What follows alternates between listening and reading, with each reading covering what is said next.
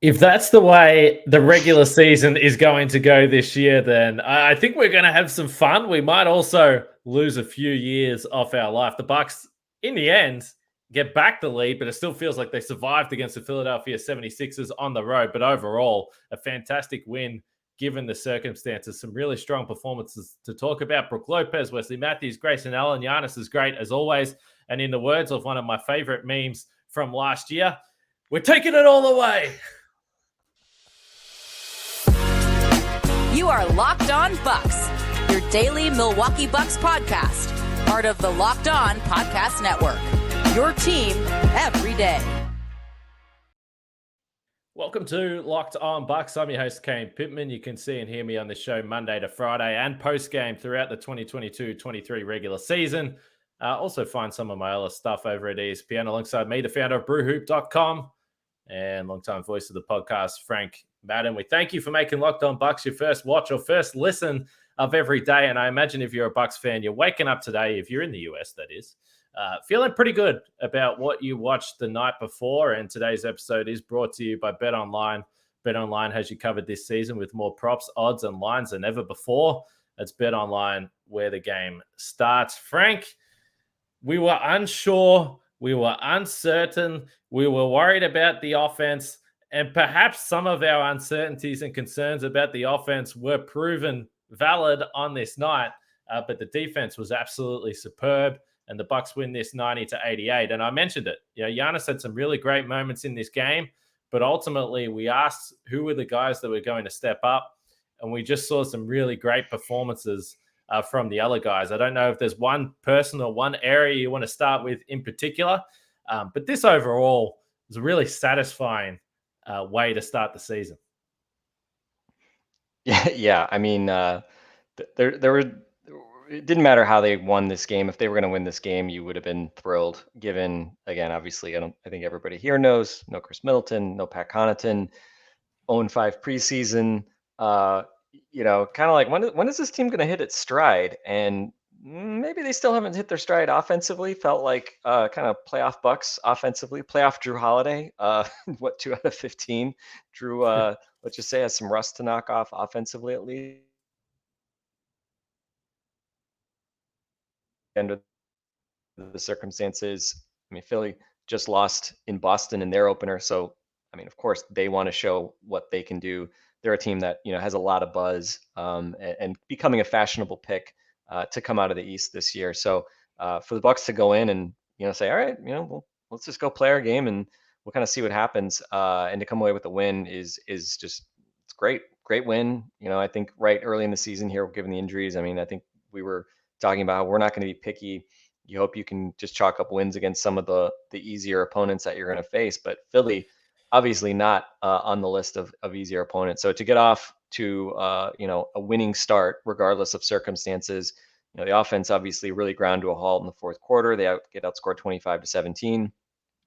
But again, it's kind of one of those box scores, like either side can look at it and, Bucks fans can say, well, Drew Holiday is not going to shoot 2 out of 15 most nights. Or, Sixers fans are going to say, well, how often is Joel Embiid going to miss that many, easy looks from mid range, right? 6 out of 21. We know he's way better than that.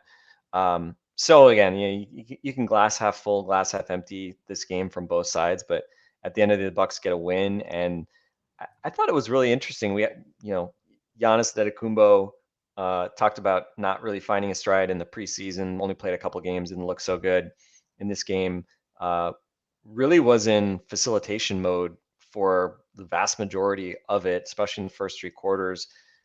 Really wasn't looking for a shot. I think he made his first 4 or 5.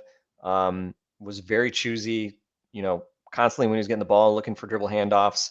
Comes up with 8 assists against just 1 turnover. I thought he was very under control. Had a couple early fouls and played through it, but did not, send him to the bench for an extended period, which was ultimately obviously a good decision. And Bucks plus 13 in those Giannis minutes. And certainly in the middle of that fourth quarter, when Philly goes on its big run, that was when Giannis was on the bench getting a blow.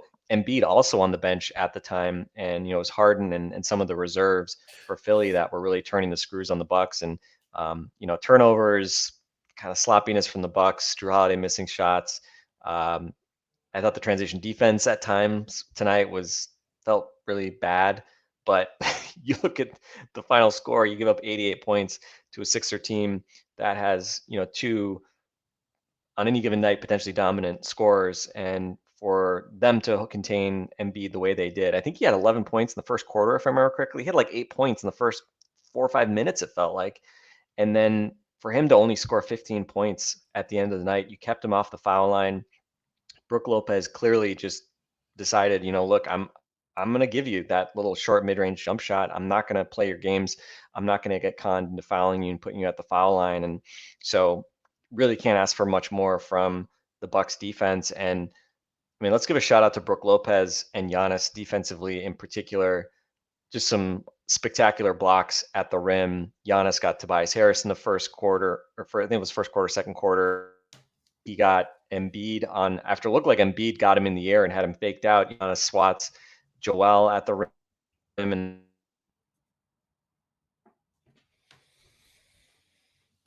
and 12 3-point attempts from Brook. So clearly not bashful with Joel Embiid, obviously not prioritizing, face guarding Brook at the perimeter. And again, not the most efficient night for Brook, 17 shots, but I mean, they needed those points, right? In a game like this where points were hard to come by, 4 out of 12 from three, hey, you take it. And, if you told us last night that Brook Lopez was going to outscore Joel Embiid, I think we would have felt pretty good about the Bucks odds. Ended up being a lot closer than maybe that would have suggested. But overall, again, just tip your hat to the kind of getting other guys involved, bringing on both ends. And just a really nice way to cloud a win. And I gotta say, Kane, I was re-listening to our pod, the first pod we did last night, and I was like, man, I just got glossed over Wes Matthews' existence when we were talking about like the wing rotation with all the injuries, which of course is terrible because like I'm the king of Wes Matthews fandom. So got to give a shout out to my guy Wes. Hits the go-ahead 3 tonight, 8 points, 20 minutes. Did his Wes Matthews stuff, and they're going to need him to do a bit more of that over the next few weeks. But again, as Giannis was saying after the game, great team win, chalk it up. Now go home and bring up some more wins, hopefully back at Fiserv Forum. It's interesting because I think if you just look at the box score, you mentioned certainly the 3-point attempts from Brook, even though I thought he hit some important ones at important times. I could have hit a really big one in the fourth quarter that he didn't quite knock down. So maybe the box score itself, just his line, he certainly had more impressive stat lines. But as I was watching the game, and maybe I was getting a little bit caught up in it, forget the playoff stuff because he's had huge playoff moments and huge playoff games. But it did just feel like, particularly in that third quarter, it felt like he almost broke Joel Embiid at one point there. He was so frustrated. He was so caught up in the fact that he was trying to get payback. It felt like on Brook for one of those blocks, or a couple of times he stifled him at the rim where Lopez only got credited for 2 blocks. It felt like he had 4 or 5 in this game. So I thought and again, this is easy to say this 1 hour after the game, but I thought it was one of his better regular season games, and it means a little bit more potentially on opening night. But he had a decent opening night last year as well, so he earned himself a 70-game break if he wants to take that off this year. But no, he looked fantastic. And when we were talking about the team coming into the season, there was the guys that already weren't there. I think there's been some general skepticism around Brook Lopez because we don't know exactly where he's at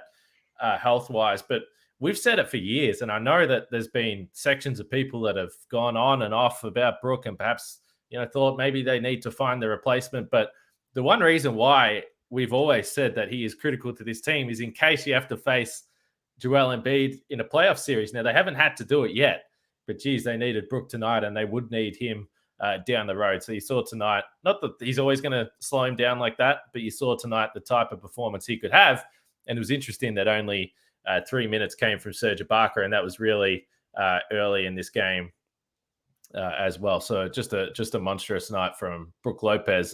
You mentioned Wesley Matthews. I want to get into that as well as Grayson Allen, who had some really big moments late in this game. But we should talk about betonline.net, our friends there. We did the Over and Under podcast yesterday. If people haven't got to that yet, that's a timeless one. So you can go back there and tell us where you think we were wrong, which over and unders we got wrong. But the win total for the Bucks was at 53. This is a good start for those that took the over, Frank, winning on opening night. So that win total at betonline.net, 53 for the Bucks. But there's also NFL, MLB postseason as well. News, team matchups, latest player development. So go to betonline.net because they will remain your continued source for all your sports wagering information. It's the fastest and easiest way to check in on all your favorite games and events. Head to the website today or use your mobile device to learn more. That's BetOnline, where the game starts. I do have to mention what should be your second listen of every day, and that's Game to Game NBA. Every moment, every top performance, every result. Locked On Game to Game covers every game from across the NBA with local analysis that only Locked On can deliver. Follow Game to Game on Locked On NBA, available on the Odyssey app, YouTube, or wherever you get your podcasts. All right, let's talk.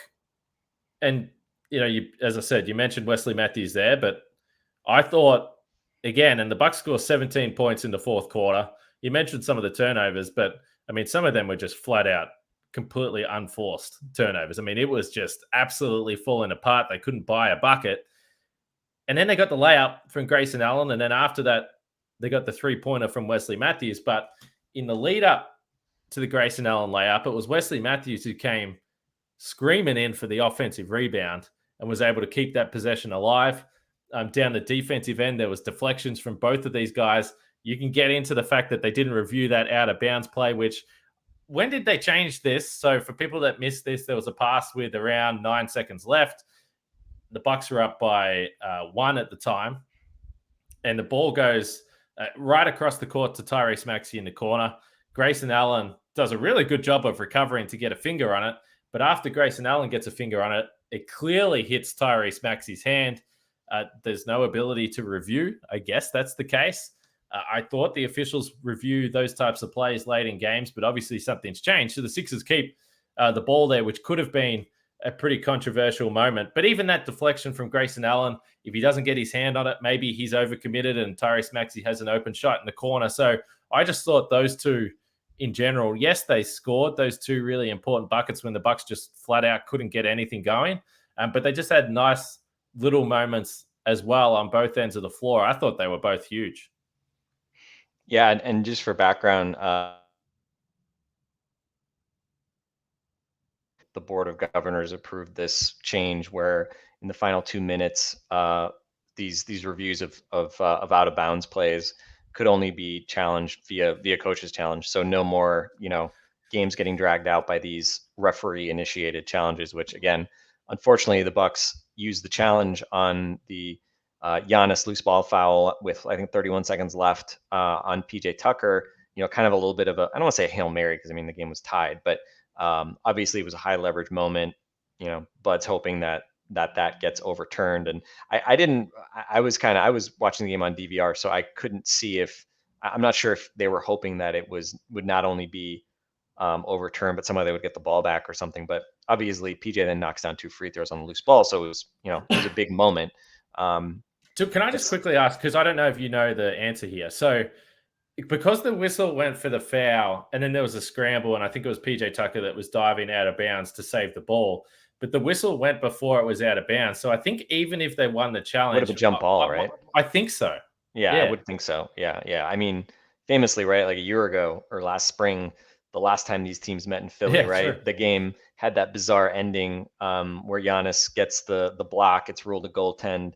And, it's ruled a jump ball that takes the ball back out to midcourt, if I remember correctly, instead of going out of bounds, which, the Bucks basically punted the ball, like basically slapped the ball out of bounds. But the ruling was, well, we called the goaltend before that. So anyway, obviously we would have been in a less chipper mood had the Sixers paid off that little bit of luck there at the end and ended up winning the game. But fortunately, Drew Holiday, for all his struggles offensively, has a nice physical defensive matchup there at the end against Harden, who's obviously was trying to grift for a foul. And for give Shocker. Harden credit, on the one hand, he was really effective getting to a shot, and scores 31 points despite only 1 out of 7 from three. 12 out of 17 from the field. It seemed like the Bucks were kind of letting him get to his left hand a lot in this game, and he was able to really hurt them with floaters and stuff going to the basket. But only 4 free throws for him, only 3 free throws for Embiid.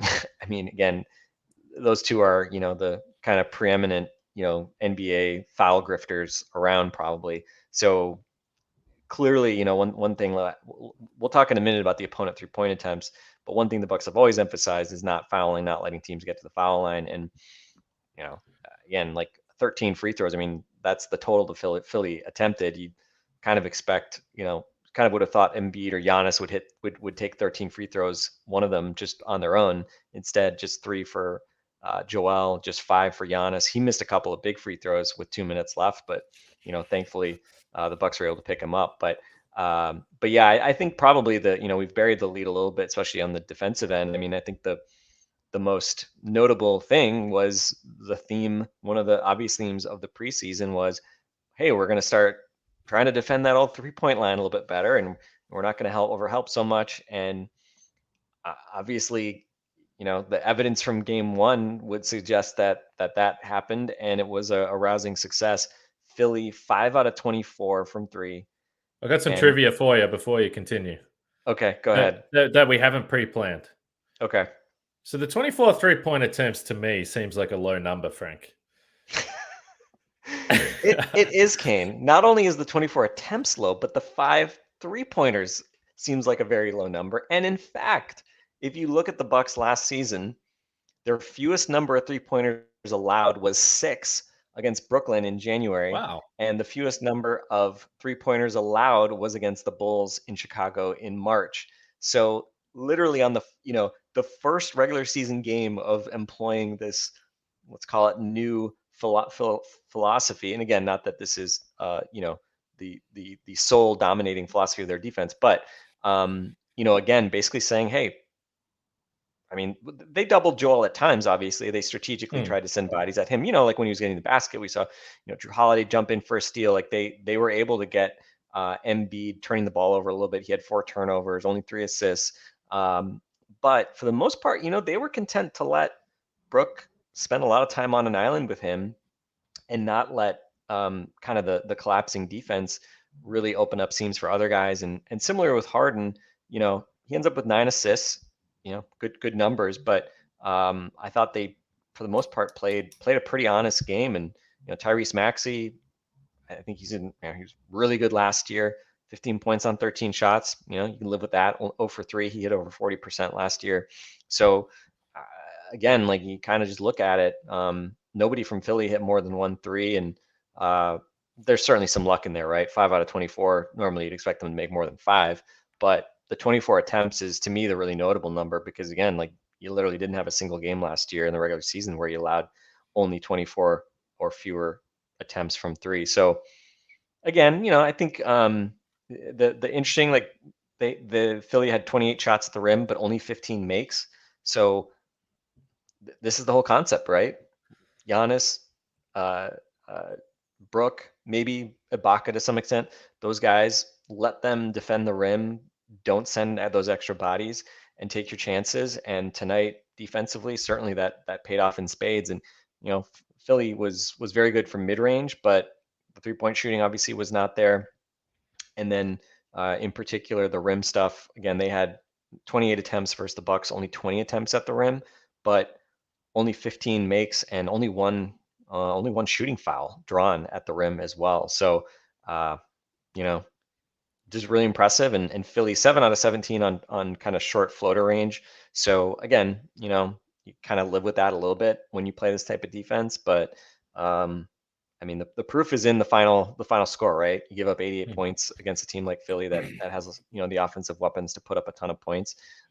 You got to feel really good about that. And we'll see. There are going to be nights when Joel Embiid puts up hits 14 out of 21 instead of 6 out of 21, and you say, well, you can't leave Brook Lopez on an island. You got to show extra bodies, right? So we'll see. I don't think again, things are always fluid in these games. you got to adapt as you go, and coaches make adjustments even when fans try to act like they don't. But I thought tonight was just a well scripted plan, and I thought the pick and roll defense in particular, like sometimes they were switching, sometimes they were kind of showing, recovering. Obviously with Brook, you're always more or less just dropping. But with all the other guys, we saw kind of some different things, and I thought Philly probably was caught a bit guessing because they never really felt like they got into a super predictable rhythm in terms of attacking the kind of the pick and rolls type situations. So yeah, good stuff. Nice little flip of the switch, at least defensively from what we saw in the preseason.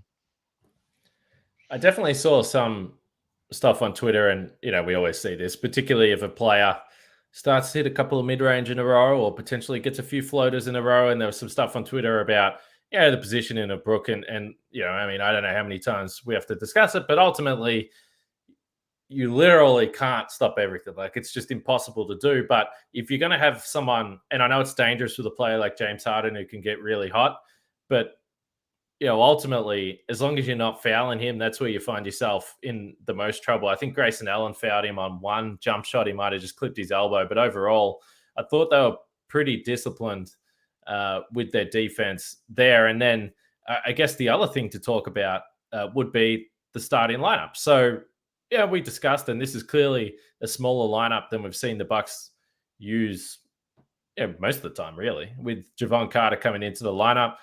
I will be curious, and maybe it doesn't matter so much with some of the lower ranked teams. Philadelphia is a little bit more intriguing for us because we can see it as a potential matchup down the line, and hopefully you've got other guys back by that point. But the Javon Carter matchup with Tyrese Maxey, kind of made sense just size-wise, but then you're asking Grayson Allen to move up a little bit and get caught on Tobias Harris. And Tobias Harris, I mean, he only had 9 points, Frank. I mean, he had a couple of buckets early, and I was like, oh, okay, yeah, this is going to be interesting to see how this plays out.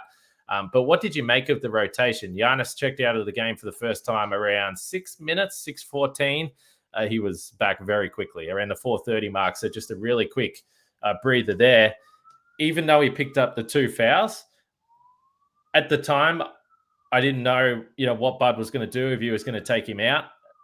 Probably lucky that he left him in, because he immediately hit a 3 and then he immediately hit a mid-range after that. So you got 5 quick points on jump shots when he had the 2 fouls, but they played 10 guys in the first quarter. So they were definitely throwing some bodies through there. The MarJon Beauchamp debut is on hold for at least another couple of nights. But did you see anything interesting either from the starting lineup matchups or just the guys that were used? I think it was probably pretty standard after that. You got 20 minutes out of Wesley Matthews, which we weren't sure about. Yeah, I mean, it'd be interesting if Wes had played in the preseason and wasn't coming off an ankle injury. Might have started. Would they have started him? Yeah, maybe. I think our general hypothesis has been that Bud would probably not want to start Wes if he didn't have to this year, and kind of keep him more in reserve. But I mean, honestly, it's like, well, if he's playing 20 minutes, like, does it matter if he's starting or coming off the bench, right? I mean, he obviously works really well with the starters, just because all he's going to do is shoot open threes, and he doesn't need to put the ball on the floor and do stuff with the ball if he's playing with the best players. So I mean, I think, from an optimal lineup perspective, and I mean, testament to Wes, also a little bit of testament to maybe some of the lack of other top end talent outside of the big three. But I still think he's your best 5th starter when healthy. But I think it'll be interesting to see just kind of what happens, right? I mean, does Bud wait till late in the year again and then say, okay, Wes, you're going to start starting now as we get ready for the playoffs? But I think Grayson Allen acquitted himself reasonably well. Again, he got switched onto Harden a number of times. It never felt like, against the Celtics, where they really, like Marcus Smart and guys just really were able to go at him physically and kind of overwhelm him. So solid night from him. Didn't shoot the lights out or anything, but made some plays, and got that layup late that was important, and then had the kick out off the attacking a closeout, draws Tobias Harris maybe getting a little too over aggressive with the help defense. Can you just imagine, Kane, like these teams that over help defensively? Like, oh, Must be Embarrassing. terrible. Must be terrible rooting for those teams. Embarrassing. But that's, I mean, that set up the winning, ultimately the winning three from West. So let's just say I will say this: if the Bucks lose this game, I think we'd spend a lot more of this podcast talking about why Giannis was so deferential, including late in the game. I mean, he wasn't even looking. He didn't even seem to be like, he'd catch the ball at the top and immediately like go into a dribble handoff. Like he wasn't even looking at the Sixers setup to see how he could probe and attack. It seemed like he was just like, you know what, it's game one. I don't really feel like getting into a rugby match with PJ Tucker tonight. So he kind of just picked his spots, and it was, I don't know, it's interesting, right? Even in the kind of fourth quarter, I mean, I think he had like 13 in the first half, two in the third quarter, and then 6 in the fourth quarter. So yeah, just never really kind of decided to impose his will on the game, and fortunately end up not hurting the Bucks. But I think if they lose that game, I think obviously we would be asking some questions about, why isn't Giannis more of the offensive fulcrum? Why isn't he the guy attacking, looking to get shots more in the latter half of that fourth quarter when they needed some buckets? So, but again, we can worry about that another day. You cashed a win. We know Giannis can take over when he needs to, and it did feel like this was a game where he decided early on, like, hey, I want to get my teammates going. I want to kind of help them feel engaged. A lot of dribble handoffs, whether it was, even guys that you don't think of as being like, oh, let's give them the ball in a dribble handoff, like Wes or Jordan Wara, Grayson. Obviously, you're more kind of more typically seeing that. And Jordan Wara hit a couple shots. Bobby Portis. It felt like Bobby missed a lot of shots, but I mean, 11 points on 5 out of 10 shooting. So, hey, that was fine. He hit some shots when the Bucks made that run to kind of extend the lead early in the fourth quarter. But obviously, when they were going on that run and you had Giannis on the bench and Bobby's out there playing defense, and like the team, you've got Bobby and Grayson out there, and I don't know if Brook was even out there for that. I'd have to double check if Brook and Bobby were out there at the same time, or if there was a period where neither Brook nor Giannis was on the floor. But they were able to overcome it, and we saw Bobby switch a few times in pick and roll, and I thought held up fine. So we'll see. And I think one comment on that starting matchup, when you've got Harden and Embiid and your offense is so good when you're running those two guys in pick and roll. I kind of wonder, like, did they just, because I think the big question was, do you put Giannis on PJ Tucker to let him roam, or do you put Giannis on Tobias Harris to, again, not that if Tobias Harris is getting a pick that Giannis wants to go over that, but maybe the calculus was simply just, hey, you know what? If the Sixers want to play their offense by playing iso ball with Tobias Harris against Grayson Allen, at least it's not Joel Embiid and James Harden, having the ball in their hands. So especially from the starting group, maybe in the bench group, you'd want to avoid that a bit more. And that's maybe the benefit of bringing Wes off the bench, is sort of those bench units with Tobias where he can be a little more active. He doesn't have a matchup that he can attack as easily, versus when he's with the starters, it's like, well, I don't really want to play my offense through Tobias Harris.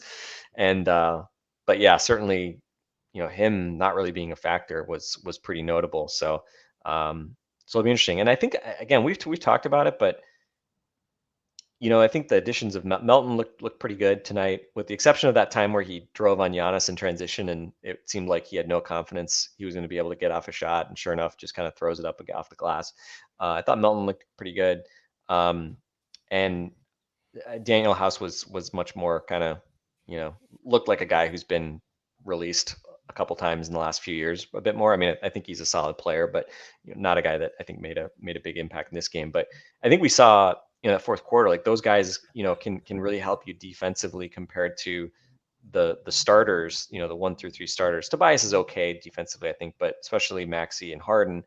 But I mean, the problem is, it's like, well, when you're closing games, like, you're not closing games with Daniel House and DeAnthony Melton, like, playing defense for you, because there's no room for them, right? I mean, you gotta have Maxey, you gotta have Harden, you gotta have Embiid, and I think you gotta have PJ.